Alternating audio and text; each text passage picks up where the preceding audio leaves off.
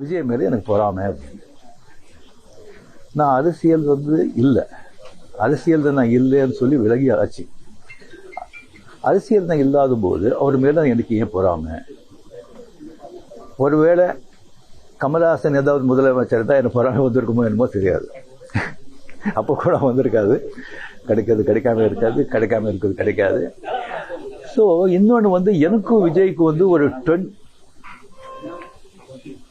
எனக்கும் விஜய்க்கு ஒரு ஜெனரேஷன் கேப், கிட்டத்தட்ட 25 years டிஃப்ரென்ஸ். நான் முதலையே சொல்லியிருக்கேன். நான் விஜயை நான் இதை கம்பேர் பண்ணிக்கிட்டா அது எனக்கு நல்லது இல்லை, கெட்ட பேர். விஜய் என்னை பற்றி கம்பேர் பண்ணிட்டா அவருக்கு நல்லது இல்லை. சின்ன வயசுலேருந்து அவர் பார்த்துட்டு இருக்கேன். அவர் சிஎம் ஆனதில் எனக்கு என்ன போகிறாங்க? அது இவ்வளோ சின்ன வயசுல 52 வயசுல எம்ஜிஆர் என்டிஆர் சாதனை பண்ணுறதை விட அதை விட ஜாஸ்தி. கம்ப்ளீட்டாக சென்டர் பிஜேபி எவ்வளோ பெரிய பவர்ஃபுல் சென்டர். இங்கே 2 பெரிய கட்சிகளை எதிர்த்து தனி ஆளை ஜெயிச்சிருக்காங்க. அது நம்ம சினிமா இண்டஸ்ட்ரியில் இருந்து.